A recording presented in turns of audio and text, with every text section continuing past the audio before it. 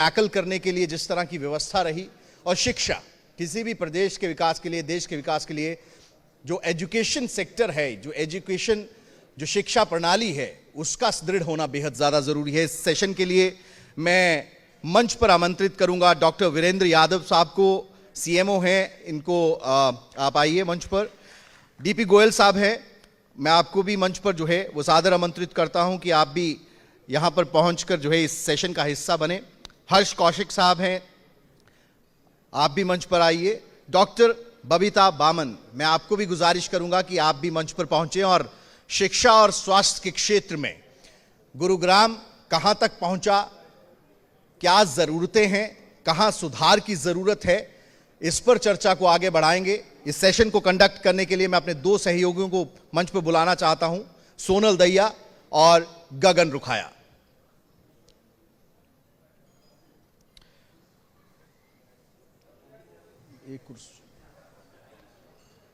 एक chair Manoj ji. India news Haryana के shining Haryana मंच पर लगातार आपकी आवाज बनकर आपकी आवाज को बुलंदी से उठाने का काम हम कर रहे हैं, और ये वो सेक्टर्स हैं, चाहे वो शिक्षा हो या स्वास्थ्य हो।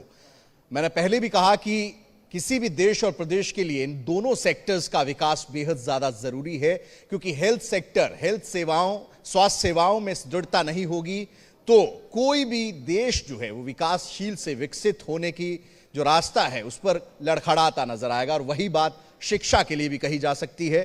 मेरे दोनों सहयोगी मंच पर पहुंच चुके हैं, ओवर टू यू। बहुत बहुत शुक्रिया विपिन। तो बहुत ज़रूरी सत्र है। किसी भी इलाके के लिए शिक्षा और स्वास्थ्य का क्या महत्व है ये आप सब जानते हैं, और अलग अलग सेक्टर्स से हमारे साथ जो आज इस मंच पर हस्तियां बैठी हैं, उनकी भी अपनी एक अकाउंटेबिलिटी है, उनकी अपनी एक सोच है जो दर्शाती है समाज को, समाज के भविष्य को, गुरुग्राम के भविष्य को। उनसे हम चर्चा करेंगे। डॉक्टर वीरेंद्र यादव, बहुत बहुत स्वागत है आपका। डीपी गोयल जी हमारे साथ कुछ ही देर में जुड़ेंगे, आपका भी बहुत स्वागत है। हर्ष कौशिक जीएवी स्कूल से हमारे साथ हैं, आपका भी स्वागत है। Doctor Babita Balmer sports icon हैं, सोशल एक्टिविस्ट हैं, आपका भी बहुत बहुत स्वागत है। शुक्रिया। सबसे पहले डॉक्टर बबीता, आप ही से मैं शुरुआत कर लेती हूं, क्योंकि जब नारी शक्ति की बात होती है, महिला शक्ति की बात होती है, तो अभी भी पिछले हमारे सत्र में चर्चा रही महिला सशक्तिकरण की। आप पिछले काफ़ी समय से अच्छी किताबें लिखती रहती हैं, चाहे वो पेरेंटिंग की बात हो या फिर स्पोर्ट्स में एक धमाके की बात हो, आपकी किताब आई है। और इसके अलावा आप एक महिला हैं, एक महिला की सोच और अलग अलग सेक्टर्स में आपका जो योगदान है उससे आप कितनी संतुष्ट हैं, अगर हम ओवरऑल सोसाइटी को देखते हैं तो? सबसे पहले तो मैं ये इंडिया न्यूज़ हरियाणा का बहुत बहुत शुक्रिया अदा करना चाहूँगी, और सोनल जो कि मेरी छोटी बहन हैं। देखिए, हरियाणा से मैं जुड़ी हुई हूँ, विचारों से, भाव से, जन्म से, कर्म से, और सभी बड़ों को, सभी हरियाणा वासियों को मैं सत सत प्रणाम करती हूँ, और अपने विचार रखूंगी। किसी की भावनाओं को आहत करने का मेरा कोई मकसद नहीं है, लेकिन फिर भी कहना चाहूँगी, मैं लिखती आई हूँ, बोलती आई हूँ और आगे भी करती रहूँगी जब तक कि मुझे इस बात का ये तसल्ली ना हो जाए कि मेरी छोटी बहनें और आने वाली जनरेशन सेफ हो गई है, वो उस लेवल पे पहुंच गई है जहां हमें उनकी फिक्र करने की ज़रूरत उतनी नहीं है जितनी कि हम कर रहे हैं, या जितनी हमें देखभाल चाहिए थी उतनी देखभाल उनकी होने लगी है। मैंने एक बार लिखा था कि उसमें क्या है कि उनको सुनिए, उनको तब सुनिए जब वो चुप होती हैं, उनको वहाँ से सुनिए जहाँ से वो बोल नहीं पाती हैं। उनको आप वो जो बोलती हैं वो तो सुनिए ही, लेकिन वो भी सुनिए जो वो कह नहीं पाती हैं। तो बहुत सारी ऐसी चीज़ें हैं जो बेटियां नहीं बोल पाती, चाहे वो कोई भी मुद्दा हो। बेटियों को एक लिमिटेड सी वो दी जाती है कि आप यहाँ नहीं खड़ी हो सकती, आप यहाँ बोल नहीं सकती, आप यहाँ जा नहीं सकती। वो माहौल मैं देख रही हूँ गुरुग्राम में। माफ़ कीजिएगा, गुरुग्राम में आए हुए मुझे बहुत ज़्यादा वक्त नहीं हुआ है, अभी भी सेटल हो रही हूँ, लेकिन मेरी ही गली में जहाँ मैं रहती हूँ वहाँ से जो महिलाएं मेरे यहाँ जो काम करती हैं दीदी, वो जाती हैं तो वो सेफ़ नहीं हैं। मुझे उनकी चिंता रहती है। मैं कहती हूँ अंधेरा होने से पहले बेटा निकल जाओ। क्यों? क्योंकि मैं देखती हूँ वहाँ पे आज भी शराब पी के लोग वहाँ पे छेड़खानी करते हैं, उनके मोबाइल छीन लेते हैं, उनको चोट पहुँचाते हैं।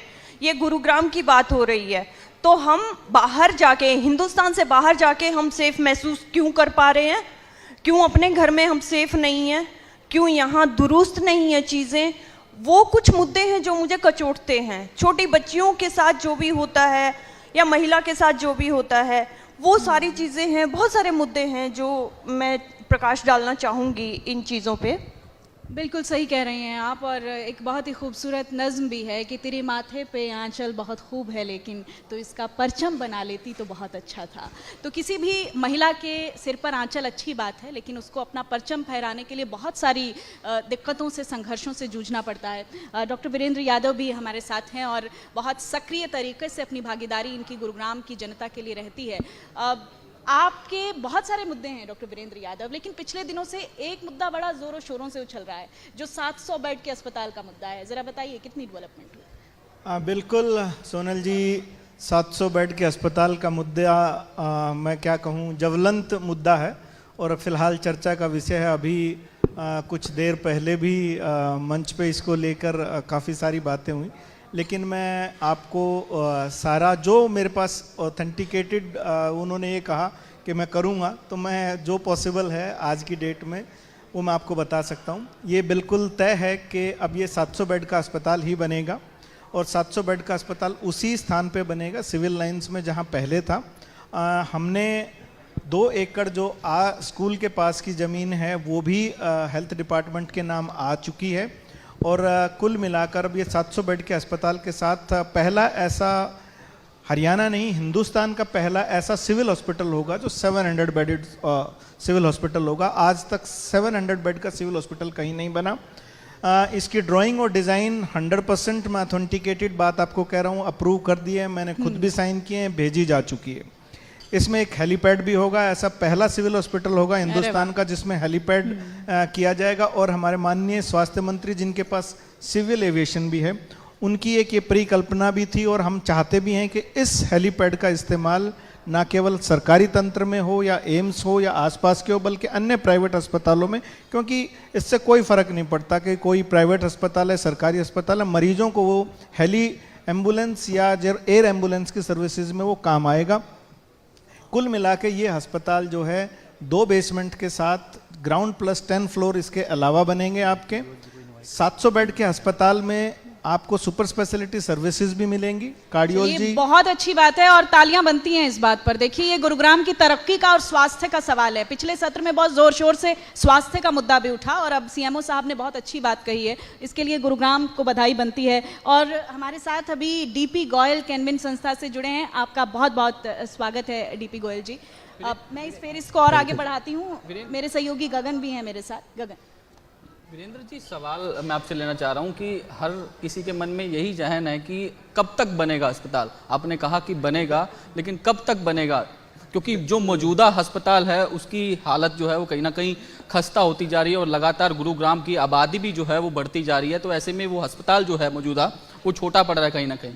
बिल्कुल, मैं आपको ये बताना चाहता हूँ कि अभी एट प्रेजेंट मोस्ट प्रोबेबली इस वीक या नेक्स्ट वीक मैक्सिमम, जो ये मैंने आपको कहा है, क्योंकि अभी स्टैंडिंग फाइनेंस कमेटी के पास अभी माननीय मंत्री जी दलाल साहब भी बैठे हुए थे। मुझे उम्मीद है कि मंडे को वो फाइल हमें अप्रूव हो जाएगी, तो इसी वीक टेंडर की हमें संभावना है। और अगस्त, मैं एग्जैक्ट डेट अभी मैं अनाउंस नहीं कर सकता आपको। एक टेंटेटिव ये है कि 3rd week, 2nd to 3rd week के बीच में माननीय मुख्यमंत्री हरियाणा इसका एटलीस्ट मैं जो फाउंडेशन स्टोन जो है वो रखने का अभी तक जो प्रपोजल है वो हमारे पास आया हुआ है और मुझे पूरी उम्मीद है कि 700 बेड के अस्पताल का हम फाउंडेशन स्टोन अगस्त में रख पाएंगे। बहुत अच्छी बात है। हर्ष कौशिक हमारे साथ जीएवी से भी जुड़े हुए हैं। हर्ष, इन सच अ यंग एज आप इतनी बड़ी रिस्पॉन्सिबिलिटी निभा रहे हैं। सबसे पहले तो जोरदार तालियां एक बार हर्ष के लिए हो जाए, क्योंकि इतनी कम उम्र में आप जब आगे बढ़ते हैं तो बहुत सारी चुनौतियां भी आड़े आती हैं। सबसे पहले तो बताइएगा ज़रा कि जीएवी कैसा चल रहा है, कैसा आपका अनुभव रहा? मैम, जीएवी अच्छा चल रहा है, बट जो मेरा विजन है जीएवी को लेके वो थोड़ा अलग है।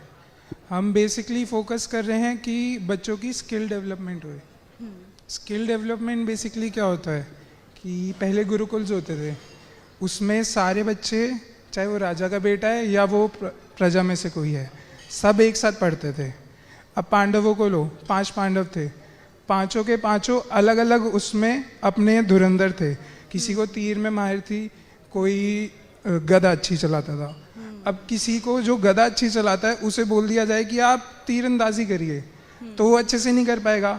आज के ज़माने में भी यही हो रहा है कि बच्चों को बोला जा रहा है नहीं आप बेटा साइंस स्ट्रीम लो, आप कॉमर्स स्ट्रीम लो, क्योंकि आप वहाँ ज़्यादा फिट बैठोगे। पेरेंट्स डिसाइड कर रहे हैं, बच्चे खुद डिसाइड नहीं कर रहे। तो हमारा मेन फोकस है कि बच्चों को इतना डेवलप कर दें, उनको नई नई एक्टिविटीज़ कराएं, ताकि वो खुद ये डिसीजन ले सकें कि उनको आगे लाइफ में क्या करना है और वो इंडिपेंडेंट बन सकें। नहीं, ये बहुत अच्छी बात आपने कही और बहुत अच्छे उदाहरण के साथ समझाई है। ये समझने की बात है कि अपनी उम्मीदें, अपनी आकांक्षाएं अपने बच्चों पर लादे नहीं, उनकी अपनी प्रतिभा होती है, उसको ज़रा पहचानिए और उसके ज़रिए उसको आगे बढ़ाइएगा। डीपी गोयल जी, आप भी बहुत लंबे समय से सक्रिय हैं, बहुत शानदार आपकी संस्था काम कर रही है, चाहे स्वास्थ्य का मुद्दा हो या फिर और सामाजिक मुद्दे हों। अभी फ़िलहाल गुरुग्राम में किस तरीके की हैपनिंग चल रही है, क्या लगता है आपको, क्या कमियाँ हैं और क्या खूबियाँ हैं, किस तरीके से दुरुस्त हुआ है गुरुग्राम? इंडिया न्यूज हरियाणा के सभी दर्शकों को मेरा नमस्कार और सोनल जी आपका भी धन्यवाद। मैं तो ये देखता हूँ कि पहला सुख निरोगी काया, स्वास्थ्य सेवाएं अच्छी हों, ये एक आदमी की, आम आदमी की ज़रूरत भी है, मूलभूत सुविधाएं हैं और ये सरकार का नैतिक फ़र्ज बनता है कि अपने आम जन को अच्छी सुविधाएं दें। लेकिन बहुत कोशिश के बावजूद भी थोड़ी सी जो उदासीनता रही, जी वो सरकार की तरफ से थी, प्रशासन की तरफ से थी, या कहीं ना कहीं सामाजिक कार्यकर्ता भी डिमांड अच्छे से थी डीपी गोयल जी? कि जैसे अब देखते हैं कि पिछले 10 सालों में भी हम कहीं ना कहीं अपना जो हॉस्पिटल था, सरकारी हॉस्पिटल, वो शुरू नहीं कर पाए। तो उसमें क्या कारण रहे क्या नहीं वो तो मैं नहीं जानता, लेकिन इसकी डिमांड हमेशा से ही हमने अपनी सरकार के आगे रखी। हमारी सरकार ने बहुत अच्छे अच्छे काम किए, लेकिन जो गुरुग्राम के प्रति पता नहीं कहाँ थोड़ा सा तकलीफ का विषय रहा कि जी वो सरकारी हॉस्पिटल ये वाला है या माँ शीतला के नाम से जो हमारा GMDA बना रहे हैं, दोनों की जो स्पीड थी वो थोड़ी कम रही। लेकिन अब ज़रूरत है कि इसको हमें बहुत ज़्यादा और ज़्यादा गति दे के इसको जल्दी से पूरा करना है। स्पीड कम रही या विजन कमज़ोर था? नहीं, विजन तो कमज़ोर नहीं रहा। विजन तो हमारी सरकार का हमेशा से रहा है कि अंतिम पड़ाव के हर व्यक्ति तक सभी सुविधाएं पहुंचनी चाहिए। लेकिन जो मुझे लगता है कि जो सबसे बड़ा रीजन है, हमारे ग्राउंड लेवल पे देखें, हमारे CMO साहब बैठे हैं आदरणीय भाई साहब ने बहुत काम किया और जितनी सुविधाएं इनको मिली, सरकार की से कोई फैसिलिटी मिली, उनका इम्प्लीमेंटेशन भी हुआ। कोरोना के टाइम पे बहुत काम स्वास्थ्य विभाग ने किया। लेकिन जो मुझे सबसे बड़ा रीजन लगता है वो लगता है सोनल जी कि जो हायरार्की के लेवल हैं, आप नीचे ग्राउंड रियलिटी को डिसीजन मेकर तक पहुंचने के लिए करीबन 7 हायरार्की के बीच में से जाना पड़ता है।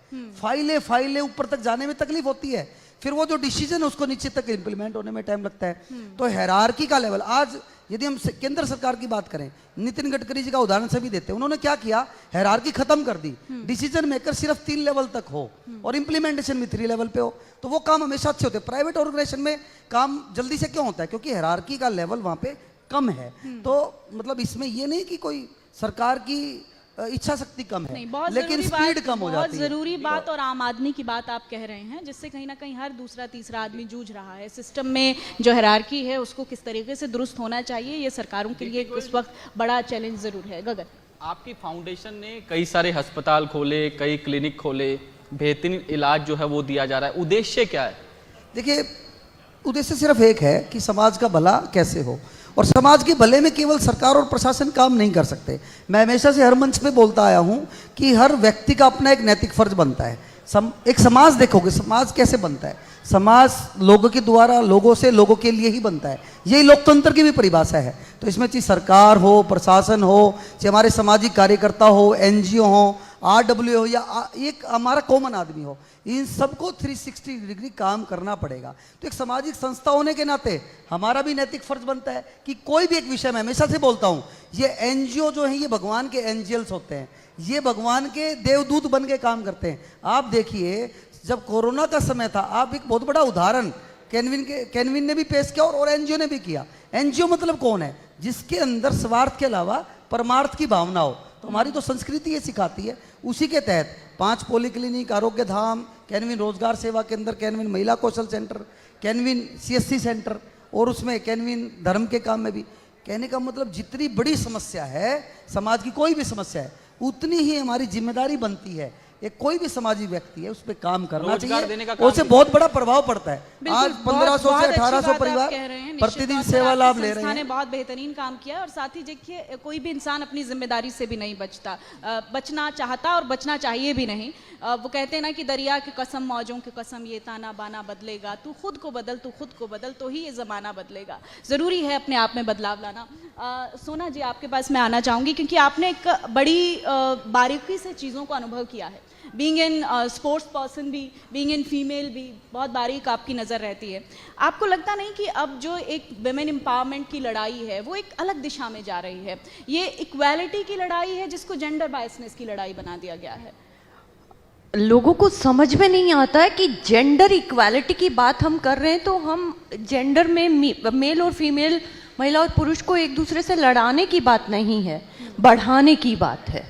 ये चीज़ बहुत ही हमारे यहाँ सेक्स के खिलाफ जब भी कोई महिला को छेड़ दिया गया, कुछ भी हुआ, उसके खिलाफ हर आदमी आवाज़ उठाने आ जाता है।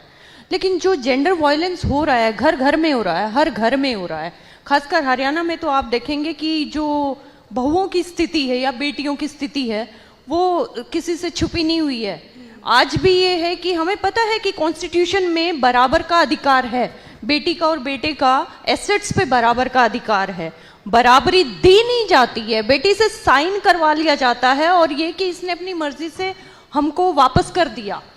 जब आप बराबरी का हिस्सा देंगे तो वो बेटी जिसको आप दहेज दे के भेज रहे हैं वो तब मना नहीं करती कि मुझे दहेज मत दीजिए, क्योंकि आप कोई भी गिफ्ट उसे दे रहे हैं तो ये उसका हक है, ये उसका जन्मसिद्ध अधिकार है। आप दहेज मत दीजिए, आप उसको सबल बनाइए, उसको शिक्षा दीजिए और उसके बाद उसका जो बेसिक राइट है, उसका जो एसेट है वो उसे दीजिए, उसको जमीन दीजिए। आप उसको बिना जमीन के कहीं पे भी, एक भिखारी के घर दूसरा भिखारी मांगने आ गया तो उसको आप क्या सोचते हैं कि वो आपको क्या देगा?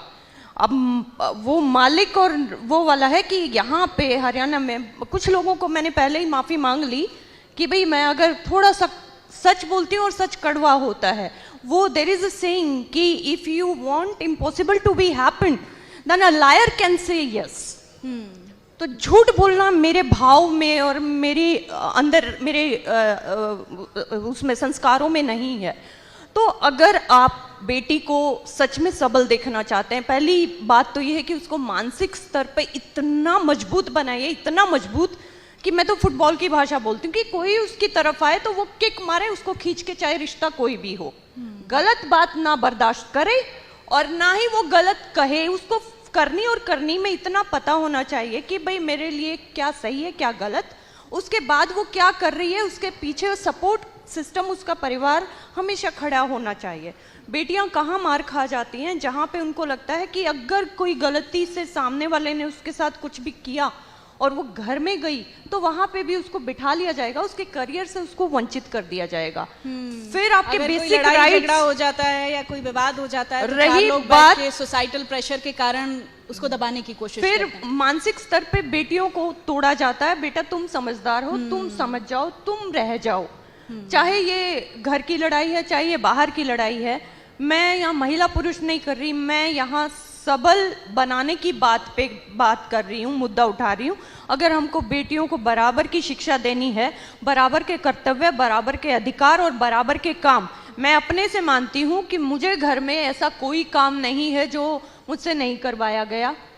मुझे जो मेरे भाइयों ने किया वो मैंने किया, और अगर जरा सा भी कहीं पे मुझे लगता था तो मुझे वो और ज्यादा करवाया जाता था। ये बहुत अच्छी बात है और ये इक्वालिटी की जो बात कही जा रही है, ये इसको थोड़ा, इस कॉन्सेप्ट को और बारीकी से समझने की जरूरत है। एक बड़ा डिस्कोर्स है इस पर, मेरा भी पसंदीदा विषय है, कभी फिर हम इस पर बेटी अगर ससुराल से घर अपने मायके को देखने जाती है तो बेटी को परमिशन लेके जाना पड़ता है, जबकि बेटा अपने घर चाहे जितनी बार मर्जी जाए वो किसी से पूछ के नहीं जाता है। बदल रहे हैं, स्थितियां बदल रही हैं। इस तरह की ये बराबरी की भाषा की बात हम कर रहे हैं। जब आप नर्सरी की बुक उठा के देखिए, पता नहीं आप लोगों ने कितने नोटिस किया कि नहीं किया, पर मैं थोड़ी सी इस मामले में ज्यादा नोटिस कर लेती हूँ कि राम खाना खा, गीता झाड़ू लगा। राम तो राजा बेटा है, वो तो खाना खाने के लिए पैदा हुआ है। गीता है वो झाड़ू लगाने के लिए पैदा हुई है। क्यों भाई? गीता भी खाना खाएगी और राम भी खाना खाएगा। राम भी झाड़ू लगाएगा तो गीता भी झाड़ू लगाएगी। मैं ये नहीं, नहीं अच्छी कह रही बात कि है। उनको आप छुई मुई बना के रखिए। मैं अगर फुटबॉल खेलती हूँ तो मेरी माँ बोलती है कि जाके टेलीफोन बिल भर के आओ, जाके ये काम करके आओ, और मैं गाड़ी लेके उठा के भाग के करके आती हूँ। नहीं करके आऊँ तो मेरी माँ मुझे तब तक जीने नहीं देती हैं। जी, और वही मेरे भाई के साथ है। आज भी मेरी माँ, अगर मैं यहाँ बैठी हूँ तो मुझे जाने के बाद बोलेंगी तुमने वहां बैठ के ये बात नहीं बोली, तुम्हें ये बिल्कुल, इस बोलना बात को चाहिए बहुत था। गहराई से समझने की जरूरत है और ये समाज का एक बहुत बड़ा विषय है जिस पर महिला पुरुष दोनों को चिंतन मंथन करना चाहिए कि आप अपने बच्चों को कैसे रेज कर रहे हैं। मेरी माँ आज कहती है कि मेरे 10 बेटे एक तरफ और मेरी एक झांसी की रानी एक तरफ। बढ़िया, अच्छी बात है, बहुत अच्छी बात है ये, और हर माँ ऐसा कहे, हम तो ये चाहते हैं। अगर मैं कमजोर डॉक्टर पड़ जाऊं वीरेंद्र तो यादव। मुझे वो बोलती भी हैं कि मैंने तुम्हें ऐसा तो नहीं बनाया था, तो तुम यादव क्यों जी, ऐसे आपसे मेरा सवाल, हाँ। जिस तरीके से दिल्ली के अंदर जो मोहल्ला क्लिनिक बने हुए हैं, क्या स्वास्थ्य विभाग कोई ऐसी तैयारी कर रहा है गुरुग्राम के लिए कि हर इलाके के अंदर एक मोहल्ला क्लिनिक जो है वो बनाया जाए? कोई इस तरीके का कोई प्लान तैयार किया हो स्वास्थ्य विभाग ने? गगन जी, एक आपकी बात से मुझे अभी पिछले स्तर की बात याद आई, तो पहले तो मैं वो पूरी कर दूं। गुरुग्राम में 13 PHCs हैं, 10 PHCs में डिलीवरी हट है, और आज से नहीं कई सालों से है। और वजीराबाद, मैं भी आपको चैलेंज करता हूं, अभी अच्छा नहीं लगता, मैं राजनीति की बातें नहीं करना चाहता, मेरा अभी चैलेंज है कि इंडिया न्यूज़ अभी चले और वजीराबाद में अभी चल के देखते हैं कि ऐसी PHC है हमारी जहां 200, 250 डिलीवरी पर मंथ होती हैं। तो मैं उस चीज़ पर नहीं जाऊंगा। इसके अलावा मैं इस मंच पे ऑथेंटिकेटेड बात, सोहना और पटौदी हमारे दोनों सब डिविजनल हॉस्पिटल में इस वक्त पीडियाट्रिशियन, अनसिस्ट और गायनेकोलॉजिस्ट तीनों का ट्रायड उपलब्ध है, और वहाँ पर भी सिजेरियन सेक्शंस किए जाते हैं सब डिविजनल हॉस्पिटल लेवल तक। चलिए अब आपकी बात, ये एक कॉन्सेप्ट जो आप कह रहे हैं ये पूरे भारतवर्ष में लागू है, ना केवल दिल्ली की हम बात करें, हरियाणा की बात करें। दिल्ली ने उसको एक नाम अलग से दिया है, और हरियाणा में या अन्य भारत के जो हिस्से हैं उनमें इसको हम हेल्थ वेलनेस सेंटर के नाम से बोलते हैं, जो अब आयुष्मान आरोग्य मंदिर कहलाते हैं। और अभी एक नया कॉन्सेप्ट जो आप कह रहे हैं उसी से एक कॉन्सेप्ट जो है पर्टिकुलरली गुरुग्राम में हमने इनिशिएट किया है, और उसमें 45 हेल्थ वेलनेस सेंटर्स जो हैं, 45 हेल्थ वेलनेस सेंटर्स हमने चिन्हित किए हैं, जगह चिन्हित की हैं अर्बन क्षेत्र में। सिर्फ उनको हम अर्बन हेल्थ वेलनेस सेंटर कहेंगे, जिसमें एक MBBS मेडिकल ऑफिसर होगा, एक स्टाफ नर्स होगी, एक मल्टीपर्पज़ हेल्थ वर्कर होगा, और एक चौकीदार कम जो है सफाई कर्मचारी होगा। ये चारों मिलके एक आपके जैसे वही कॉन्सेप्ट होगा कि आपके नज़दीकी से जितना नज़दीक से नज़दीक पॉसिबल हो वो करेंगे। और इसको हमने आगे बढ़ाने के लिए, जैसा अभी DP गोयल जी ने कहा या सोनल ने साथ में एक बात ये कही थी, तो वो हायरार्की और वो थोड़ा सा कम करने के लिए हमने इसमें एक प्रयोग कर रहे हैं, और वो उसमें ये किया कि 15 सेंटर जो हैं वो हम ऑपरेट करेंगे। 15 सेंटर हम ऑपरेट करेंगे, यानी जिसमें हम सब कुछ उसकी स्टाफ और उसकी डिप्लॉयमेंट सब कुछ हम करेंगे।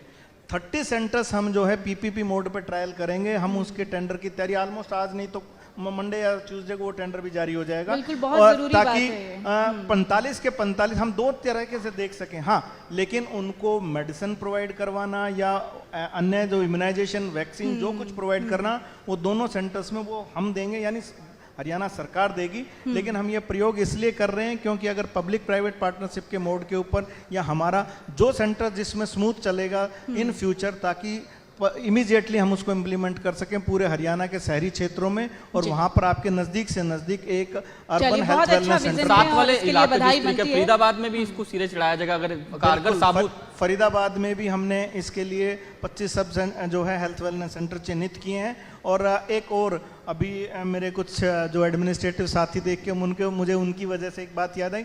हमने अभी पूरे गुरुग्राम का जो एक नया कॉन्सेप्ट जैसे बना, पहले तो हुड्डा के सेक्टर्स हुआ करते थे, अब चाहे वो एक्वायर करके सेक्टर्स दिए जा रहे हैं। तो अभी हम 81 से लेके 115 तक के जो गुरुग्राम के सेक्टर बने हैं, हमने MCG और GMDA से मिलके उन पे सभी से बिल्डर से एक लिस्ट मांगी है, और उनसे हेल्थ, क्योंकि आपको मालूम होगा कि उनके लिए उनको रखना जरूरी है हेल्थ के लिए, फैसिलिटी के लिए। तो उनसे हम ये अभी सभी सेक्टर्स में आने वाले टाइम में हम एक हेल्थ वेलनेस सेंटर खोलने का प्रपोजल भेज रहे हैं। ये बहुत आगे की बातें मैं आपको बता रहा हूँ, लेकिन आने वाले दिनों में कोशिश ये की जाएगी कि एक सेक्टर, क्योंकि एक सेक्टर 2 से 3 किलोमीटर में ऑलमोस्ट हो जाता है। जाता है, तो उस सेक्टर में आपको हेल्थ ये सर्विसेज बहुत मिले। बहुत ज़रूरी बात वीरेंद्र जी बता रहे हैं गुरुग्राम के लिए स्वास्थ्य के लिहाज से। हर्ष, आपसे मैं सवाल करना चाहूँगी, क्योंकि आप की जो संस्था है, आपका जो स्कूल है, वो बहुत तेज़ गति से, बहुत बेहतर तरीके से आगे बढ़ रहा है, और आप इस एक्सपीरियंस को कैसे देखते हैं? कैसे एजुकेशन को एम्प्लॉयबल बनाया जा सके? साथ ही साथ एक और बहुत ज़रूरी बात है कि आपका विज़न क्या है उसको लेकर, किस तरीके से आप चाहते हैं कि आपका स्कूल जो है, आपकी संस्था जो है, दूसरे लोगों से अलग है? मैम देखिए, अभी मैं इस बिज़नेस में 2 साल में आया हूँ एजुकेशन लाइन में। तो मैं एक लाइव एग्जांपल से स्टार्ट करता हूँ। मैं कॉलेज में था, मेरे बैच के 2 बच्चे थे। एक बच्चे ने, क्योंकि वो इंटरेस्टेड था उस चीज़ में, सीएस में, तो उसने इसरो से आगे जाके इंटर्नशिप करी। कॉलेज ने नहीं लगवाई, वो बच्चा खुद गया आगे।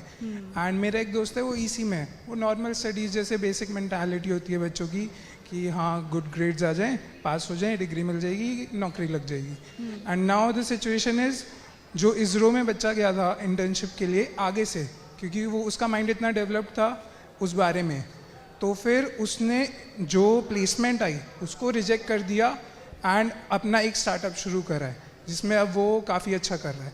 एंड जो दूसरा बच्चा है वो भी अच्छा कर रहा है, but he is not satisfied in his job, because वो कहीं ना कहीं प्रेशर था जो मेरे को बताया उसने। तो बेसिकली मेन मुद्दा यही है, जो मैं चाहता हूँ कि जो कॉलेज और स्कूल का गैप है ना, वो थोड़ा ख़त्म होए। क्योंकि क्या बदलाव देखा इस बीच आपने? बदलाव ये चेंजेस देख क्या रहे हैं रहे? मैम, जैसे स्कूल में बच्चे होते हैं, उनको बता दिया जाता है आपको ये लेसन लर्न करना है, आप ये लेसन कर लो, आप पास हो जाओगे। तो बच्चा से वो फोकस करता है कि उस लेसन को करे, बट उस लेसन में क्या सीख मिल रही है उस पर बहुत कम फोकस करते हैं। तो हम बेसिकली क्या कर रहे हैं, जो भी चैप्टर्स कराए जाते हैं हर एक क्लास में, 1st to 12th, हर एक चैप्टर की हर एक एक्टिविटी होती है कि इस चैप्टर में ये एक्टिविटी से आपको ये सीखने को मिलेगा। एंड उससे फिर बच्चे का माइंड डेवलप होएगा, उसको नई नई और एक्टिविटीज़ स्कूल प्रोवाइड करेगा, जो कि मेरा कॉन्सेप्ट है कि हम आगे करें, ताकि जब वो कॉलेज में जाए तो वो इंडिपेंडेंट हो कि वो डिसीजन ले पाए कि मेरे को लाइफ में ये करना है आगे, एंड इस तरीके से प्रोसीड करना है। तो वो गैप थोड़ा कम हो जाएगा फिर।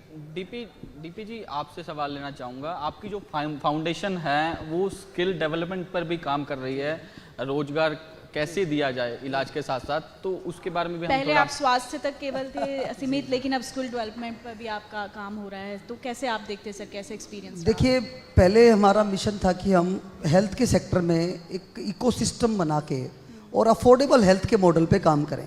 अच्छी स्वास्थ्य सेवाएं एक पॉकेट के अनुसार हों, कि वो कम से कम पैसे में हमारे को उपलब्ध हों। एक सक्सेसफुल मॉडल बनने के बाद आज हमने देखा कि आज 1500 से 2000 परिवार गुरुग्राम में प्रतिदिन कैनविन फाउंडेशन की सुविधाएं ले रहे हैं। इसमें स्वास्थ्य विभाग के साथ मिल के हमने काम किया और बहुत अच्छा एक मॉडल क्रिएट हुआ।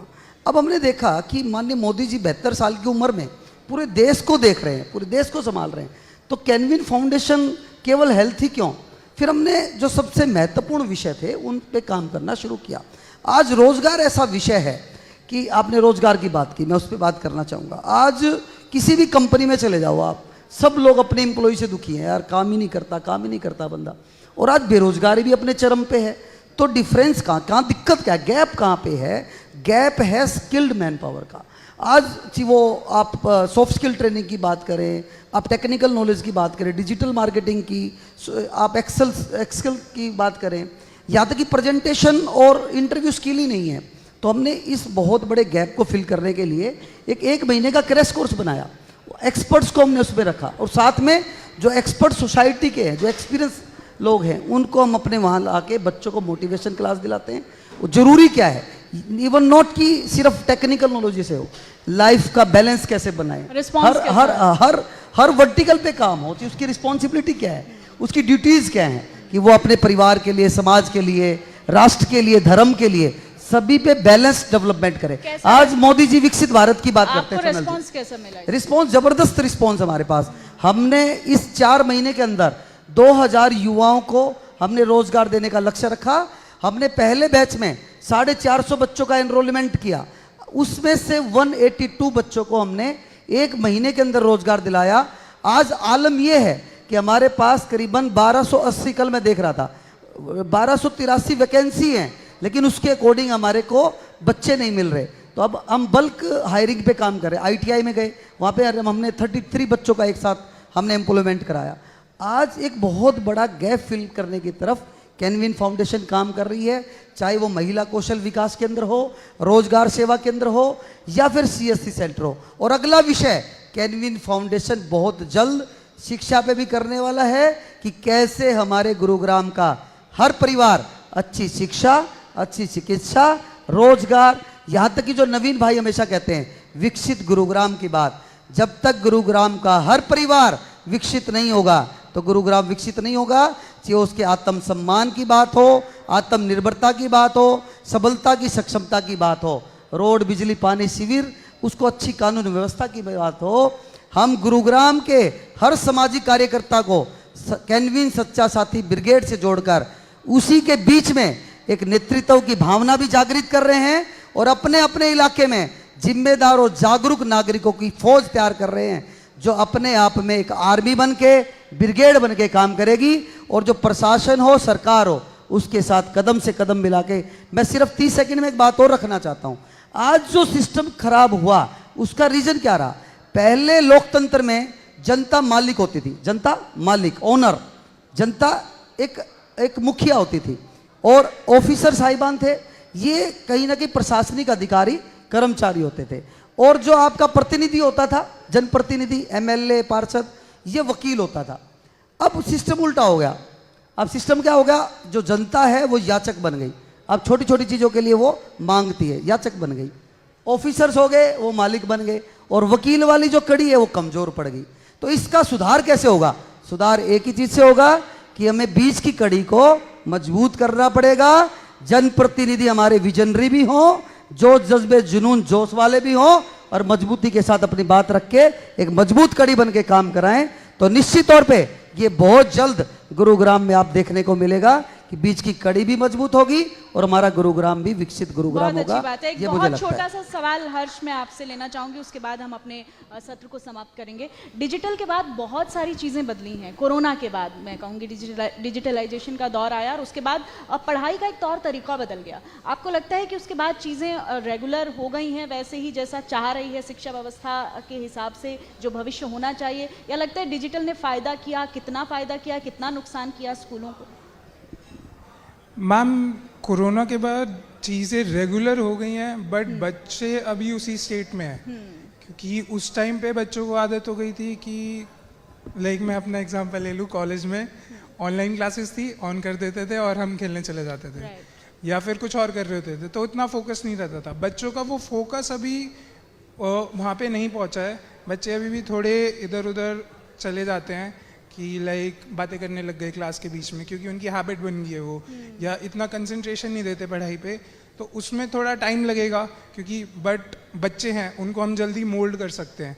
अब वो इस फ्लो में आएंगे तो फिर ऑफ कोर्स बेटर होती जाएंगी चीज़ें। एक आखिरी सवाल वीरेंद्र जी आपसे मैं लेना चाहूँगा, कोई 5 ऐसे टिप्स आप हमारे दर्शकों को बताएं कि कैसे स्वास्थ्य जो है वो रहा जा सकता है। 5 टिप्स ऐसे जो है हम आपसे जानना चाहेंगे। स्वास्थ्य को बेहतर करने के लिए, स्वास्थ्य को बेहतर करने के लिए 5 टिप्स। सबसे पहले तभी सोनल ने जो बात कही, कोविड और अभी जैसा हर्ष कह रहे थे, कोविड ने बहुत अच्छी चीज़ें भी सिखाई और डिजिटलाइजेशन में, हेल्थ में और बहुत सारी चीज़ों में हमें बहुत बेनिफिट हुआ। एक छोटा सा एग्जांपल आपको देना चाहूँगा, जस्ट ख़त्म करता हूँ बात को।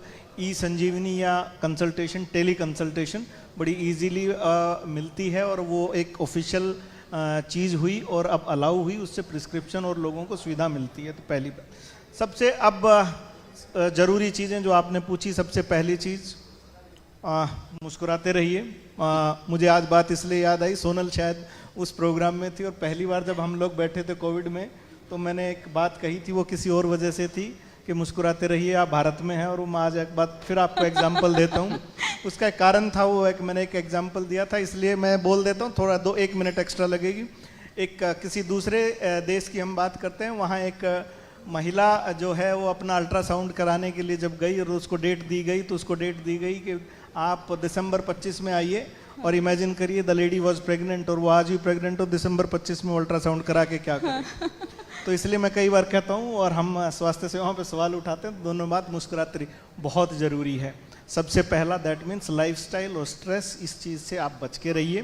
खान पान बेहद आवश्यक है, बहुत ज़रूरी है, ठीक है। ये दो चीज़ें हों। एक हम चीज़, हर चीज़ को हम रोक देते हैं, हम इस बात को कह देते हैं आप मीठा मत खाइए, आप ये करिए वो रिस्ट्रिक्शंस अपनी जगह हैं। वो जब आपको एनसीडी नॉन कम्युनिकेबल डिजीज़ या कुछ ऐसा इशू होता है तब आपको ये आता है, लेकिन उससे पहले मैं आपको कहूँगा आप अपने जीवन में लड्डू खाओ भी और खिलाओ भी। आप खाइए, लेकिन अगर आपने, मैं हरियाणा के रहने वाले मैडम, लाडू और जलेबी तो खाना पड़ेगा ना, ब्याह में जाओगे तो लाडू जलेबी मिलेगी। लाडू जलेबी आप खाइए, और उसी भाषा में बोलूँगा लाडू jalebi, I can say Laddu and jalebi, लेकिन वो नहीं, लाडू जलेबी खाओ, लेकिन एक्सरसाइज, आप दौड़िए, भागिए, एक्सरसाइज करिए। स्पोर्ट्स पर्सन हमारे साथ हैं, क्या बिगाड़ लेगी आपकी 1 किलो जलेबी अगर आपने 10 किलोमीटर की दौड़ ला ली तो? मैं घेवर जब शुरू होता है तब से अपनी टेबल पे रखना शुरू करती हूँ और आखिरी दिन तक रखती हूँ। बट मैडम उसके लिए मैंने यही कहा, हम उसकी पालना करें। अगर हम एक्सरसाइज नहीं करेंगे और ये खान पान नहीं सुधारा तो ये सबसे और उससे जरूरी चीज, एक चीज मैं आपको बता रहा हूं, वैक्सीनेशन आने वाला टाइम आने वाला, आखिरी बस इसको करते हैं, बजाय 5 की बजाय इन चौथी टिप से ही बात खत्म करते हैं। अपने बच्चों की वैक्सीनेशन जरूर करवाएं, और ख़ास करके अपनी लड़कियों की, क्योंकि आज जेंडर स्पेसिफिक भी बात हुई है, तो महिलाओं को लेके cervical vaccination before 15 years of age जो है, अब हम उसको भी शामिल करने जा रहे हैं नेशनल इम्यूनाइजेशन में या यूआईपी में, तो वो भी एक करवाइए जब तक आप करवा सकते हैं। और वैक्सीनेशन इसलिए भी आवश्यक है क्योंकि आने वाले दिनों में आपके स्कूल में वैक्सीनेशन का सर्टिफिकेट संभवतः एडमिशन उसी हिसाब से हमारा प्रपोजल है स्वास्थ्य विभाग का। अभी मैं ये नहीं कहता, इसके ऊपर बहुत सारी डिबेट हो सकते हैं, लेकिन मैं ये चाहता हूँ या स्वास्थ्य विभाग ये चाहता है ताकि बच्चे हम सब सुरक्षित रहें और आने वाले टाइम पे इस किस्म की जो है नॉन कम्युनिकेबल डिजीज या इससे इम्यूनाइजेशन से इन्फेक्शन बच सके। बहुत कुछ लोगों ने बताया कि कोविड के इंजेक्शंस लगने के बाद उनके साइड इफेक्ट बहुत ज़्यादा हुए हैं, और एक्चुअली वो जिन लोगों से जो सोर्सेज हैं वो झूठ भी नहीं बोल रहे हैं। चर्चा करेंगे, लंबी चर्चा करेंगे, लेकिन अभी हमें सत्र को समाप्त करना होगा, वक्त की थोड़ी सी कमी। मैं भारत के पहले उन लोगों में से हूँ जिन्होंने कोविड वैक्सीनेशन पहले दिन और पहले 10 लोगों में से ली थी, और तीनों मैंने डोज ली है। मैं आपके सामने पूरी तरह से स्वस्थ और सुरक्षित हूँ। हर वैक्सीनेशन के कोविड नहीं, उसके माइनर साइड इफेक्ट्स होते हैं, तो इसलिए इस दुर्भावना या इस दुष्प्रचार से आप दूर रहें। चलिए, बहुत बहुत शुक्रिया doctor Virendra Yadav for joining us. DP Goyal ji, बहुत बहुत शुक्रिया आपका। हर्ष कौशिक, आपका बहुत शुक्रिया। डॉक्टर बबीता बामल, आपका भी बहुत शुक्रिया। तो शिक्षा, समाज, स्वास्थ्य, सब मुद्दों पर बहुत अच्छी परिचर्चा आज हमारी रही इस सत्र के दौरान। तो आप भी बहुत खुश रहिए, जैसा कि वीरेंद्र सर ने बताया कि भाई लाडू जलेबी खाते रहो और